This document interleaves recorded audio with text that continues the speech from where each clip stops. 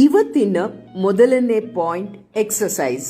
ನಮ್ಮೆಲ್ಲರಿಗೂ ಗೊತ್ತು ಎಕ್ಸಸೈಸ್ ಬಹಳ ಬಹಳ ಮುಖ್ಯ ಅಂತ.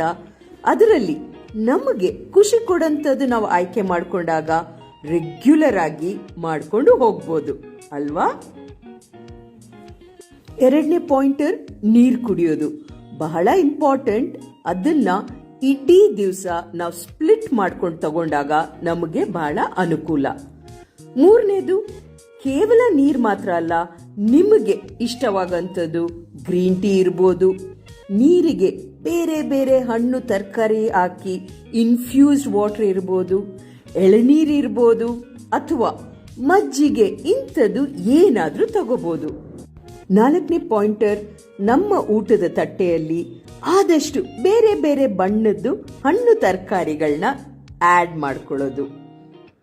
ಲಾಸ್ಟ್ ಪಾಯಿಂಟರ್, ನಮ್ಮ ಸ್ಟ್ರೆಸ್ನ ಕಂಟ್ರೋಲ್ ಮಾಡೋದು. ಡೀಪ್ ಬ್ರೀದಿಂಗ್, ಯೋಗ ಪ್ರತಿನಿತ್ಯ ಮಾಡಲೇಬೇಕು.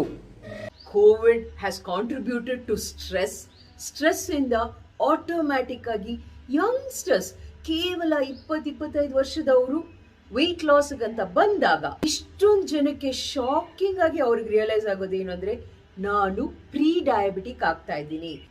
ಮತ್ತೆ ಆಲ್ರೆಡಿ ಡಯಾಬಿಟಿಕ್ ಇದಾರಲ್ಲ, ಅವರ HbA1c ಬಹಳ ಜಾಸ್ತಿ ಆಗ್ಬಿಟ್ಟಿದೆ. ಇದಕ್ಕೆ ಪರಿಹಾರ ಇಲ್ವಾ? ನಮಸ್ತೆ ಪರಿಮಳ ಮ್ಯಾಮ್.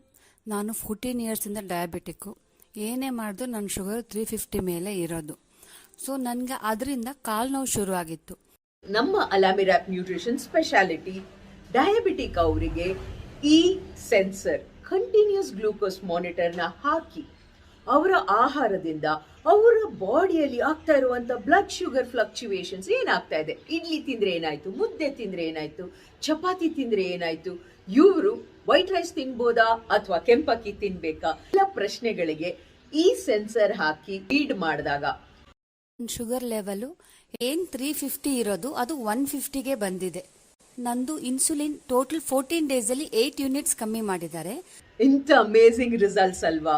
ಇಷ್ಟು ವರ್ಷ ತಾವು ಡಯಾಬಿಟಿಕ್ ಇದ್ದಾಗ ಡೆಫಿನೆಟ್ ಆಗಿ ಆಹಾರ ಬಹಳ ಇಂಪಾರ್ಟೆಂಟ್ ರೋಲ್ ಪ್ಲೇ ಮಾಡುತ್ತೆ. ಅದರ ಜೊತೆಗೆ ನಿಮ್ಮ family members and most important ನಿಮ್ಮ ಡಾಕ್ಟರ್ ಸಲಹೆ ಇಲ್ದಂಗೆ ತಾವಾಗಿ ನನ್ನ ಶುಗರ್ ಕಡಿಮೆ ಆಗೋಯ್ತು ಅಂತ ಇನ್ಸುಲಿನ್ ಕಡಿಮೆ ಮಾಡ್ಕೊಳ್ಳೋದಾಗ್ಲಿ, ಅಥವಾ ಇವತ್ತು ನಾನು ಯಾವುದೋ ಮದುವೆಗೆ ಹೋಗ್ತಾ ಇದ್ದೀನಿ, ಇವತ್ತು ಚೆನ್ನಾಗಿ ಊಟ ಮಾಡ್ತೀನಿ, ಸೊ 2 ಯೂನಿಟ್ ಇನ್ಸುಲಿನ್ ಜಾಸ್ತಿ ಮಾಡ್ಕೊಂಡೆ ಅಂತ ಆ ಥರ ಮಾಡಕ್ಕೆ ಹೋಗಬೇಡಿ. ಪ್ರತಿಯೊಂದು ಡಯಾಬಿಟಿಕ್ ನಿಮ್ಮ ಔಷಧಿ ಜೊತೆ, ಎಸ್ಪೆಷಲಿ ಇನ್ಸುಲಿನ್ ಅಂದರೆ ಆಟಾಡಕ್ಕೆ ಹೋಗಬಾರ್ದು. ನಿಮ್ಮ ಡಾಕ್ಟರ್ ಸಲಹೆ ತಗೊಂಡೇ ಬದಲಾವಣೆಗಳು ಮಾಡಬೇಕು.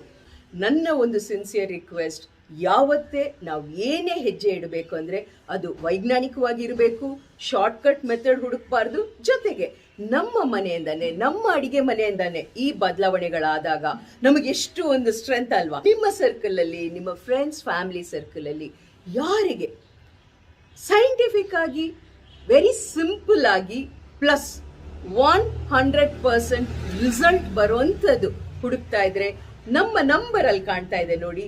So reach out to us, we are there for you.